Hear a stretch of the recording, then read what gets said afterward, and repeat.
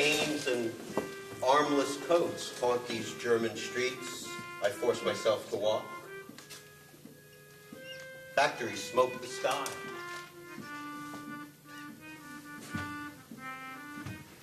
A few days ago, I saw those Bremerhaven graves. Unadorned stones honor our simpler dust. I almost knelt to save a leaf of ivy. I even heard the dead were glad that I'd returned.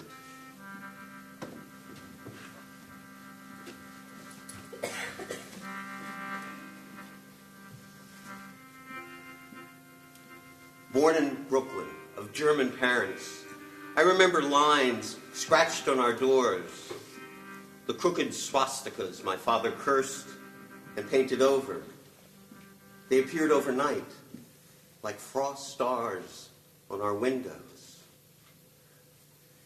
Their strict, crooked arms pointing this way and that, scarecrows, skeletons, limbs akimbo. My father cursed them in his other tongue, scraped them off or painted them over. My mother bit her lips. And I remember the Volkfest at Franklin Square on Long Island every summer. Yeah, the stands of smoked eel, stacks of dark loaves, shooting galleries, beer halls, bowling alleys, boys in lederhosen, flooded by an ocean of guttural German they never learned or learned to disavow. I remember hourly parades under the linden trees, the elders' white beards, the sad depths of their eyes. I remember their talk of the North Sea, the Rhine of Lorelei, Cologne's Twin Towers, the Black Forest, the mountains, the Hamelin Piper that led everyone's children to nowhere. But I too was a child. All those years, there was one word I never heard, one name never mentioned. The line of World War I veterans, my mother's father among them, stood at attention on a Bremerhaven dock. Gusts of brine wind lapped at the Fuhrer's black leather coat. But he took his time, took each man's hands in his own, thanked each for his sacrifice. He of the luminous, wounded blue eyes, seeing my grandfather's prisoner of war medal, asked, "Where and how long?" "Russia, 2 years," my grandfather answered. Then added, "I escaped." His beloved Fuhrer embraced him in moments of blue flame.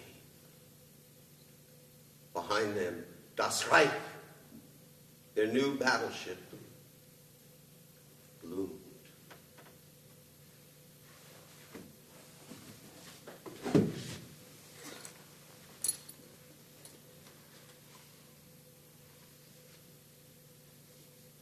For the first time, a woman is allowed to see her wounded husband brought back from the East. She finds him mutilated, missing an ear, half his face, an arm. "It's the Jews," she screams. "It's all the Jews' fault." It's the Jews. It's all the Jews' fault.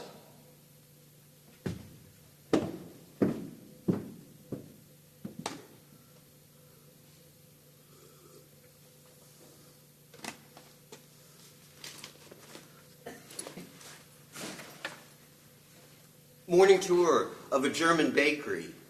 The supervisor, born in maybe 1960, guides us through the processes of operation, past bins of salt, sugar, various flours, shoulder-high mixers, programmed by computers. I'm thinking nothing particular, listening in the broken German of my understanding. Then we reach the bank of ovens.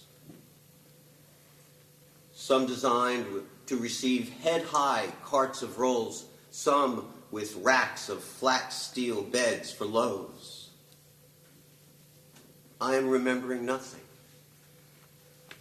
I ask if these ovens, if all these machines were built in Deutschland. Ja, he answers. I ask if baking is accomplished through electricity or gas. Gas, he answers. And then I hear something the others do not hear, and I am thinking things the others are not thinking. And for once, am I glad I am the only one, for suddenly our skylight is a prayer from God, and the air surely sweet with the odor of bread.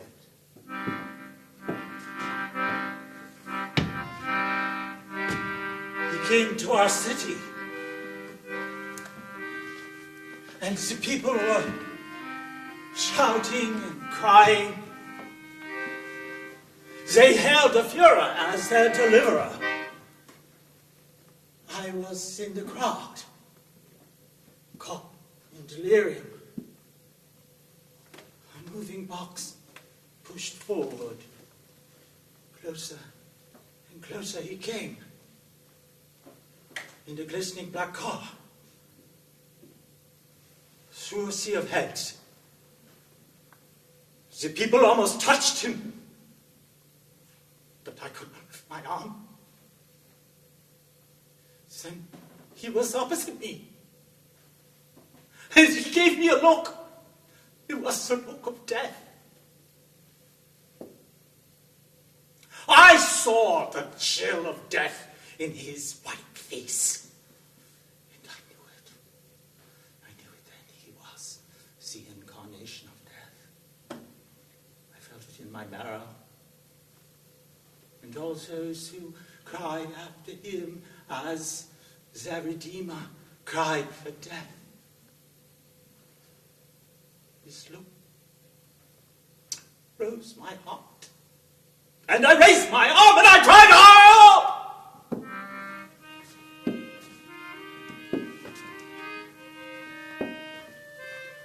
Leipzig street. Here, brown shirts stomped their way to the third floor. Flung open the balcony doors. Shout something about blessings from above. Several feel out an upright piano. Patter it through the balustrade. It falls. It is still falling. This day of Kristallmusik. Here, inevitably, its wooden case splits open, revealing what looks like a glass harp, unplayed.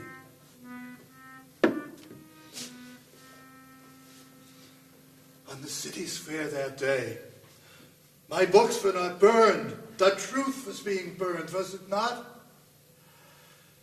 I was lost, terrified by my good fortune, and stood at conflagration's edge, pretending to cheer, and tasted brought in the fruit of my song.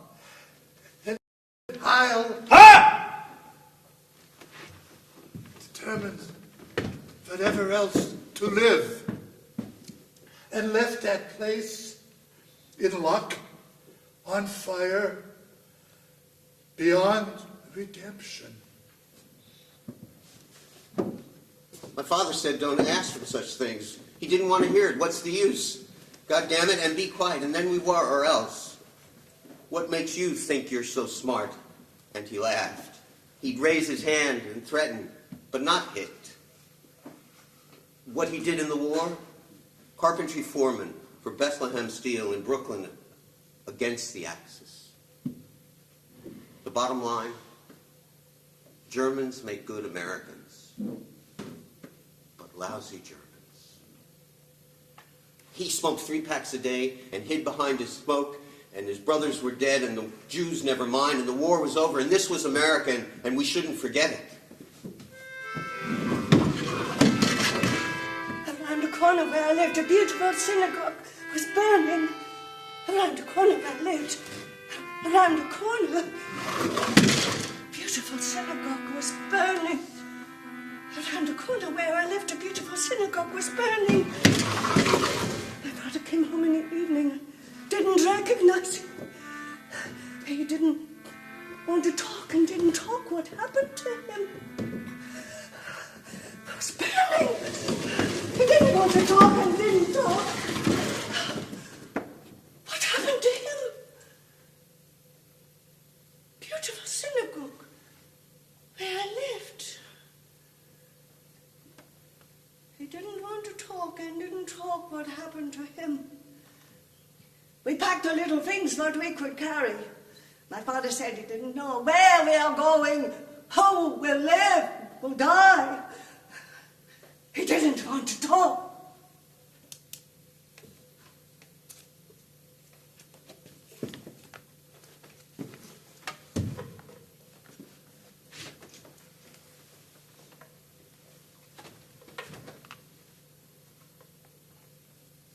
I do not think I will ever live a fall day when I do not think of Belsen. I will be driving to work, or opening a window, or playing cards with friends, or reading. And I will think of the Erika, blowing green or blooming violet red over the dead at Belsen. And I will always remember speaking with the caretaker there. When spring breaks, he tills the soil or replaces a brick along a walk, or transplants a tree, or rakes through the Erika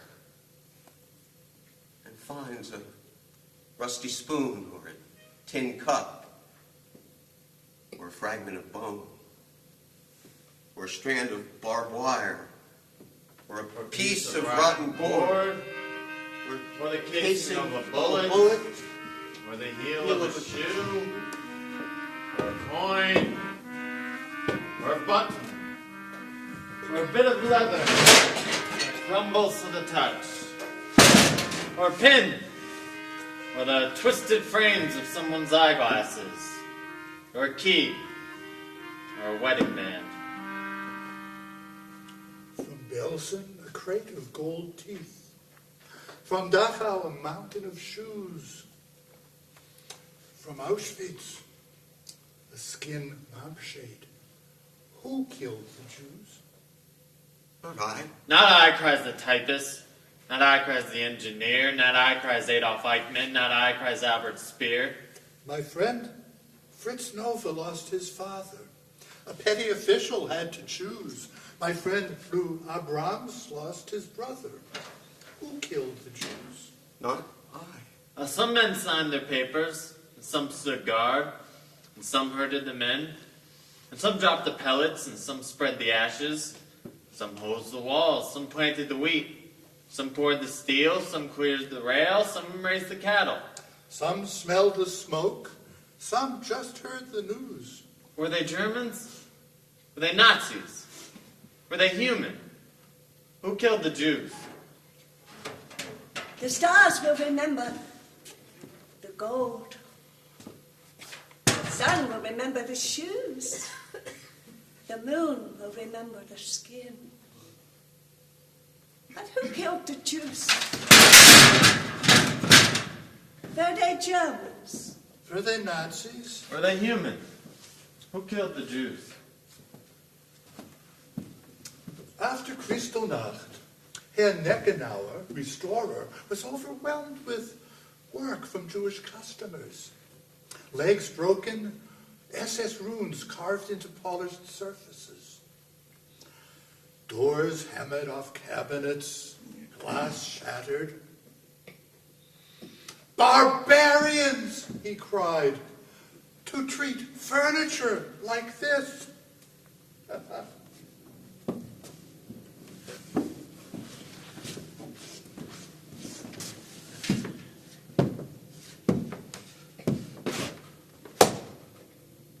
To speak it is one thing, to practice it another. Not merely imagine, but commit extinction. Commit it mercilessly. but remain decent. This has made us hard. This glorious page in our history that never shall be written. Should Germany need a tank ditch, he shall have it, though 10,000 Russian women perish from exhaustion. Mercilessness! To carry this glorious mercilessness, glory for Germany, we, the SS, risen into power of mercilessness! Who is this SS?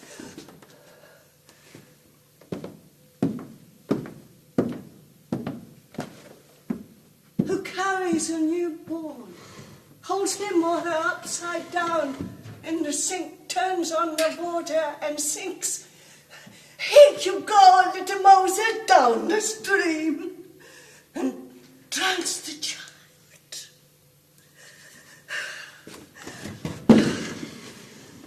Here you go, little Moses, down the stream. Here you go, little Moses, down the stream.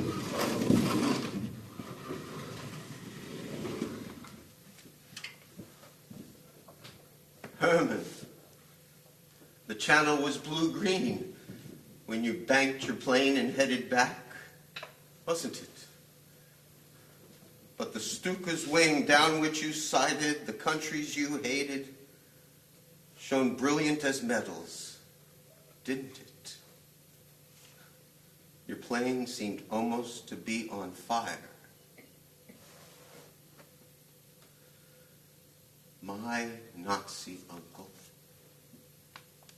You received the letters my father still talks and wonders about, the ones in which he told you to bail out over England and plead insanity. You got the letters, didn't you? But you kept saying you'd land in London with the rest of your squadron in a couple of months, when the war was over, of course. Of course. But they needed you in Russia, didn't they? And the ones who bailed out there were met by peasants with pitchforks and scythes, weren't they? Anyway, your plane blew up. For a moment, like a sun, your dust bailed out all over.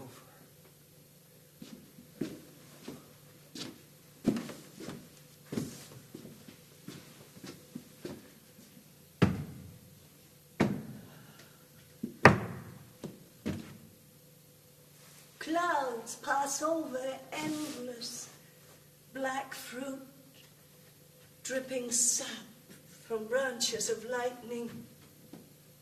We lay down in the field, thousands of us. Never mind the rain. Soldiers come towards us in groups of 3 or 4. The wind opens their long coats underneath their uniforms are black.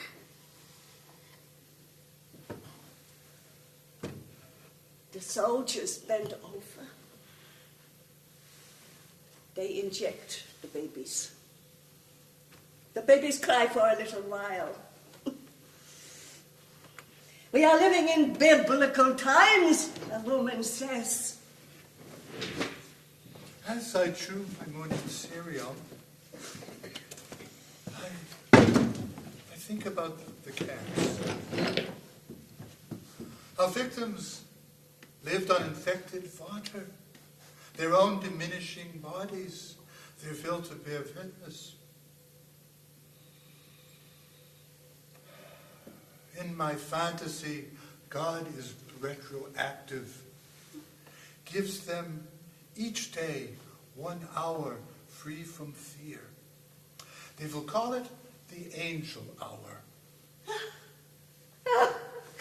They will each have a bowl of cereal, wheat flakes with nuts and raisins and dates drenched in milk.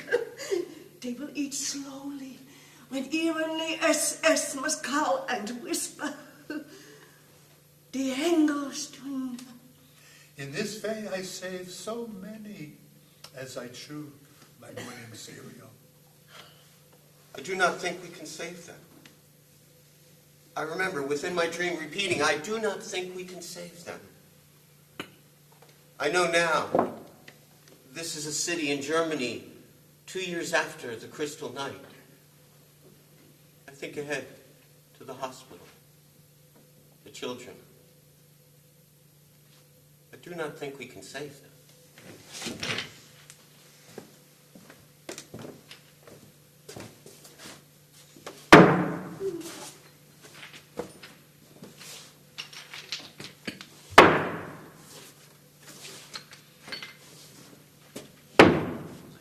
Came to the tall fall of the cemetery.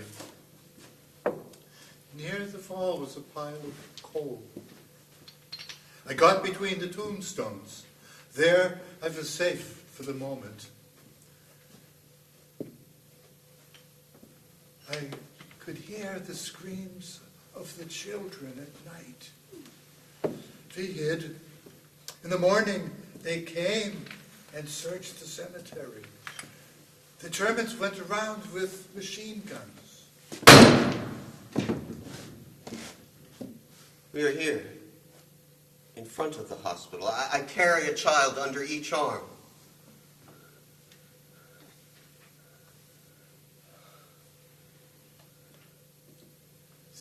Days passed. We were 5 persons. We hid in the cleansing house for corpses. They came and searched there, too. I am the last driver in this procession. Many children huddle in my car. Our lights tunnel the fog beneath arches of linden. We have left the city toward Bremerhaven, toward the western shore. I do not think we can save them. This time, at the thought, lights whirl in my mirror, intense fear, and the screams of the sirens. I begin to cry for myself, for the children. We hid in an attic 3 days. Later, the deportations stopped. We returned to the orphanage. Nobody was there. Later, something brutal happened, of course. But as to this life, I had to. I woke and cannot or will not remember. But the children, of course, were murdered. Their graves lost, their names lost, even those 2 faces lost to me.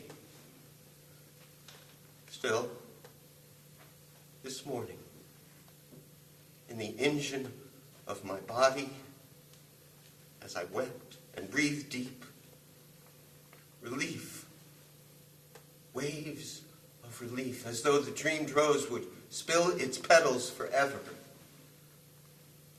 I prayed thanks for one night at least. I tried to save the children, to keep them safe in my own body, and knew I would again. Amen. I was working on his toilet. Swanberger came home and took his jacket off. Do you know what came out? A cross on a chain. I was surprised to see this. It fell out underneath his shirt when he bent over washing himself. Killing Jews with a cross around his neck. To him it was normal, see?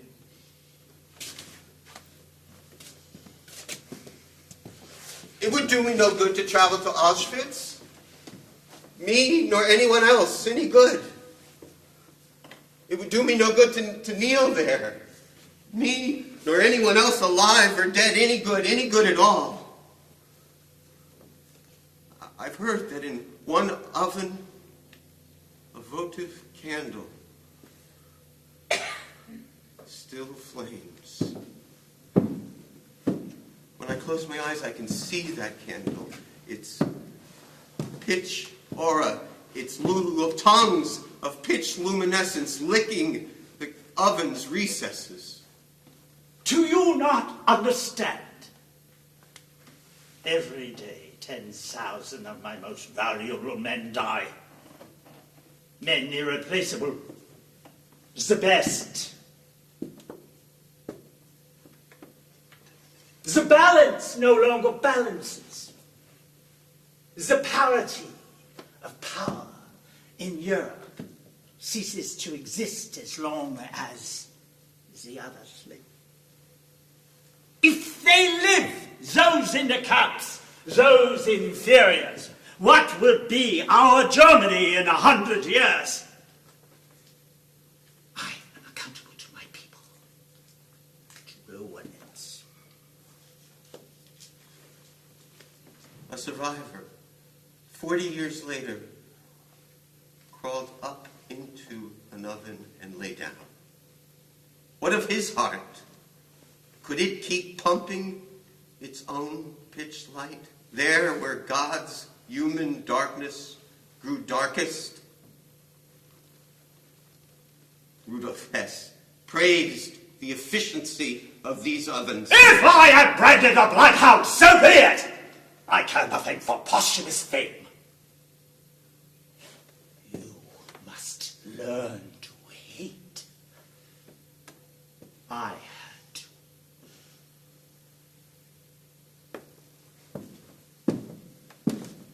Who is this SS? Here you go, little Moses, down the stream. Here you go, little Moses, down the stream.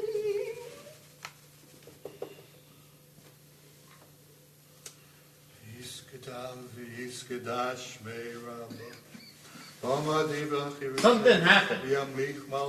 This is history, of course, but how to feel it and who cares? Example.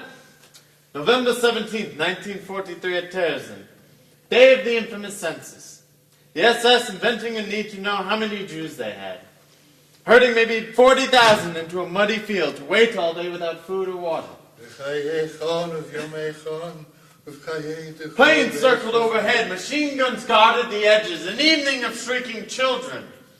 At midnight, Jews ordered back to the barracks. Never mind 300 dead, this is census. The loss are too many, and our loss. In June 1941 at Bialystok, Poland, 700 Jews were locked in the synagogue, which was then set on fire. A German police battalion ringed the scene, rifles ready in case someone might burst through a window or a wall collapse to allow even a child a chance of survival. Signed by Franz Paul Stangl, Commandant, there is in Berlin a document. An order of transmittal from Treblinka. 248 freight cars of clothing. 400,000 gold watches. 25 freight car of women's hair.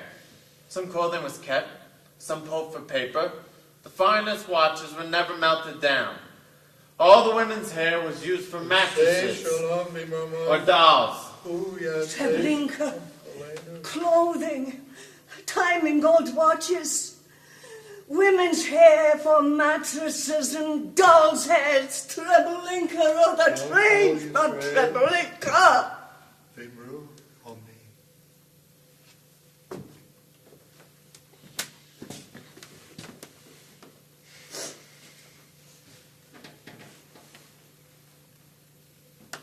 It would do me no good to travel to Auschwitz. Me, nor anyone else, any good.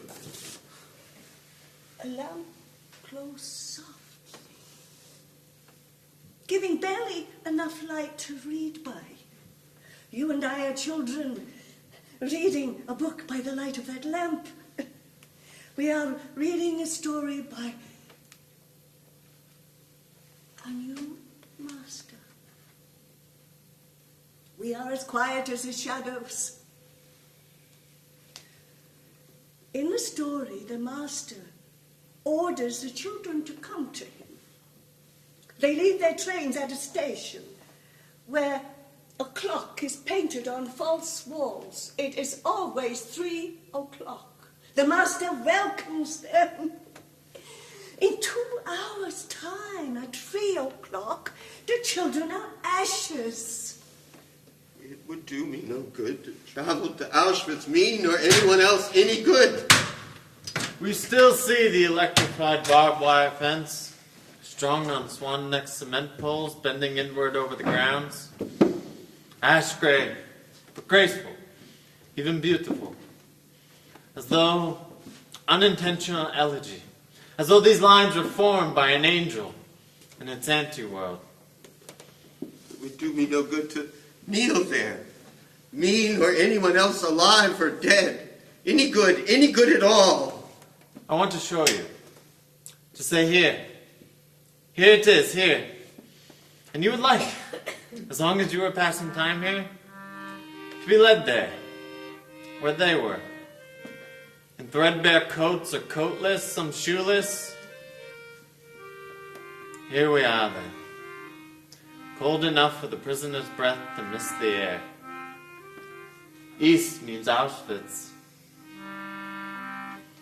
In my dream, a gas chamber forms. Light awakens inside it. Otherwise, that space is empty. Its doors swing shut. Gas drops in. The gas fills the chamber. The light is being gassed. The killers are killing the light. Scrubbing a toilet with his prayer shawl, a rabbi tried to pray, but his knees burned, and a stick pressed to the base of his skull by an SS lout had broken skin. Blood dripped from his temple curls. But that for now was their fill of sport. Dazed, he thought of holy oil, of water purified by prayer, of the blasphemed shawl drying in the sun, as though his present were not his future.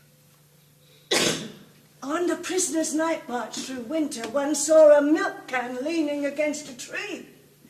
She ran for it, hoping there was milk in it, but a guard caught her, struck her to her brittle knees in the snow, then wearily unstrapped his rifle from his shoulder.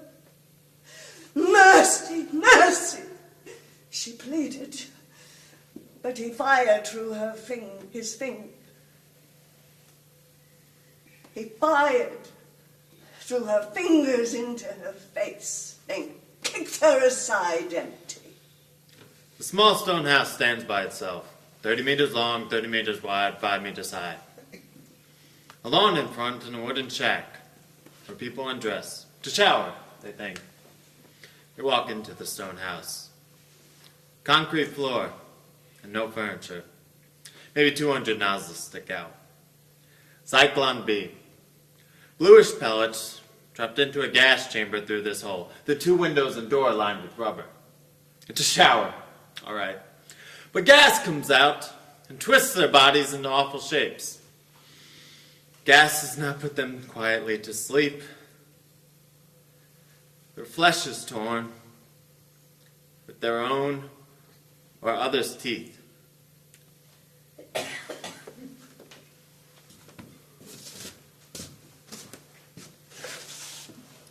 I can't remember Irma Grace. I knew her personally.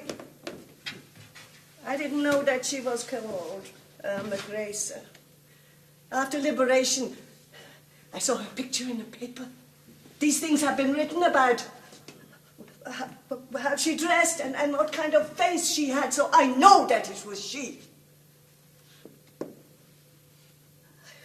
I remember her very well. She did such terrible things. Her face, you know, was so beautiful. Large blue eyes and beautiful golden hair, beautifully dressed in a trim SS costume, and a stick in her hand and a large dog. We had to wait there for her. Every day until she came. At 8 o'clock in the morning, we were called to Camp Square without washing, without food, without anything. We had to stand there 4 or 5 abreast, lined up, until she came. In Auschwitz in season, there occurred at least one soccer match between the SS who ran the camp and the SK, the Sonderkommando, the special squad, mainly Jews, whose daily survival depending on beaten orders into new arrivals, on churning, sorting clothes, keeping the ovens operating, pulling corpses from the gas, removing gold teeth, slashing orifices for coins and gems, disposing of the ashes, forced to kill their own people, embraced and corrupted by the satanic Aryan engine with these existed parity, a logical opposition and the conjoining of a spirit for mutual health and benefit. Come, said the SS, today we must play. Dr. Niesli sat with Mengele at a work table, perusing records on twins. All that was known of them from birth to deportation to elimination to dissection. Mengele noticed a spot of grease on an otherwise bright blue folder. He leveled his eyes and his voice at his assistant. How, he demanded, can you be so careless with files which I've compiled with so much love? Their bodies were bluish red. We dragged them out of the gas chamber by hair and ears and feet and threw them on a flat wagon. Each wagon had room for 70 bodies. We drove them to a crematorium. We stacked them at the entrance. Flesh does not burn like wood. It takes a long time to burn human. Burning 70 or 80 corpses every day, it's slow going. There's always a fire in the ovens. Day and night, a whitish smoke blows from the chimney. To witness, to enter this essence, this silence, this blue color of sky, wreaths of smoke, bodies of children, blue in their nets of veins. A lorry draws up at the pit under a blue sky where wreaths rise. These are the children's bodies, this our earth, blue. A lorry draws up at the pit where children smolder. Lord blue, of blue, blue flame into your blue sky. a lorry draws up at the pit. This happened. This happens. Your sign. Children flaming in their rags. Children of bone smolder. Wreaths scrolling to your bottomless blue sky. Children rising to your blue lips.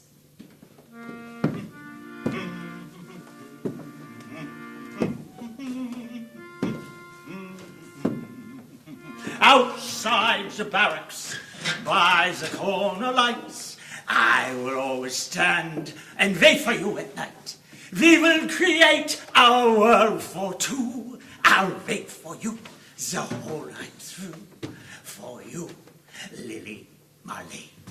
For you, Lily Marlene. Gaze down at the Rhine. I remember it red with Roman blood. We have always lived in this castle. This is the room of trophies. Deer, griffin, boar, bear, the long hair, the leathery scalp of a China woman.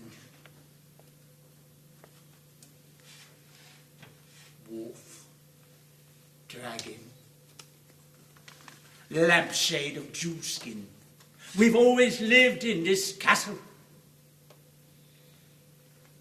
At the base of this stair, a door opens to the Führer's chamber. In it stands candelabras of eternal flames. We had thought to leave here, but the labyrinth of passages, the ship plunged to the river. The stones that have come to grace us. This is the hall, once lined by hearts impaled on pikes. These are the stairrails of Russian bone. This is the turret where the books are burned. We've always lived in this castle. We have always lived in this castle.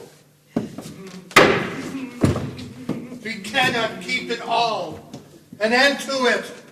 The Jew, Gypsy, lunatic, Slav, syphilitic, homosexual, ravens and wolves, the blood flag, composer Wagner, whose heart went out to frogs, who, like Martin Luther said, we must rid the land of Jews like mad dogs.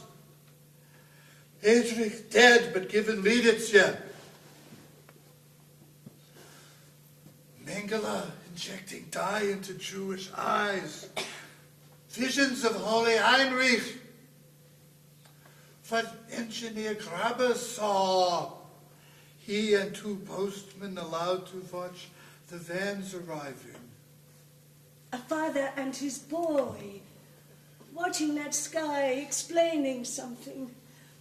When the SS shouted and counted off 20 more or less and pushed them behind the earth mound.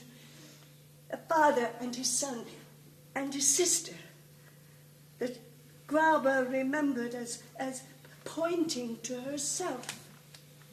Tall girl, slim, black hair, and saying, 23 years old, as Graber, behind the earth mound, saw a tremendous grave. We cannot keep it all, an end to it. Ist das die deutsche Kultur? This vomit at last, this last cleansing and an end to it? If I will it now, if it is possible, if I will it now, an end to it! Day in, day out, shooting of Jews to be dealt with in strict military order. The thousands packed into the showers for history, their hands up so more would fit, and smaller children thrown in at the space left at the top. And we knew they were all dead, said Hess of Auschwitz, when the screaming stopped. His will be done, and kill them. Something deeper dying, but kill them. Cognac and nightmares, but kill them. Eichmann's units, the visions. And trains kept coming. Families with photograph albums falling from the cars, the books of the camps and prisons, albums imprinting the air. As here we close our eyes, and rain falling from photos onto the earth, dried in the sun and raining again. And then, there's no way to them now but this way, willed chaos. As trains kept coming, the trucks arriving with more, the trains arriving with more. From Prince Albert Strasse, from the mental strain on Ohlendorf's men, from the pit and the ravine at Baba Yar, from the future, from the pond at Auschwitz and clouds of ash, from numberless mass graves where Christian prayer and Kaddish, now slow into undersong.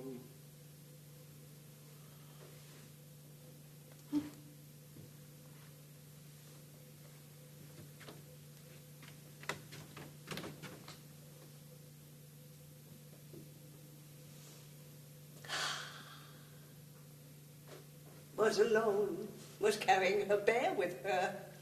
Was alone, was carrying her bear with her.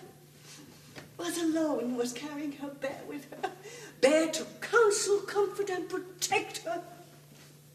Arrived with 1,000 other children, given toys to keep them quiet.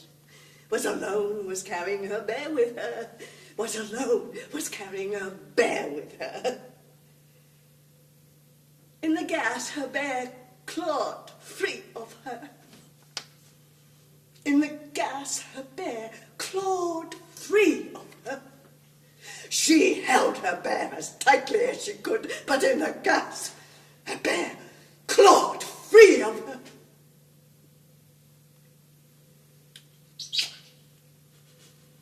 Was alone, was carrying her bear with her.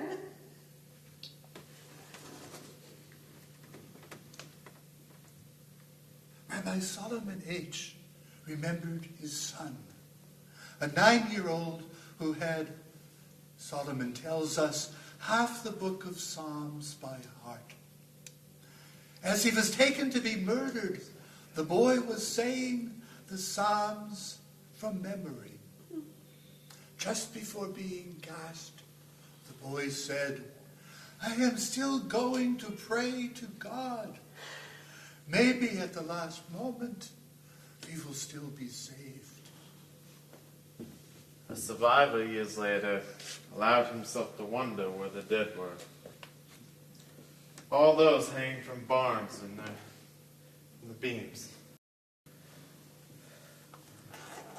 were slaughtered against walls, or herded into their own orchards, shot into ditches, or starved in cattle cars to camps, who screamed for God in the agony showers, who burned their ways to graves in the empty sky. But then at last, he saw one thin woman in a cloud, in a blue dress wisping away from her. Dress he bought her 50 years before. There you are! There you are!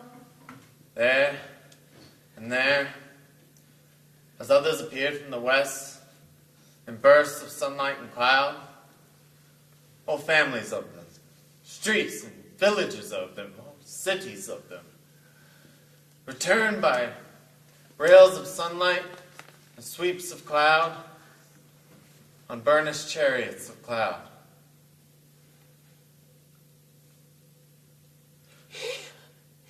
Here I am. Here. Here I am. Here. Here I am. Oh, Deutschland, my soul, this soil, resettled forever here.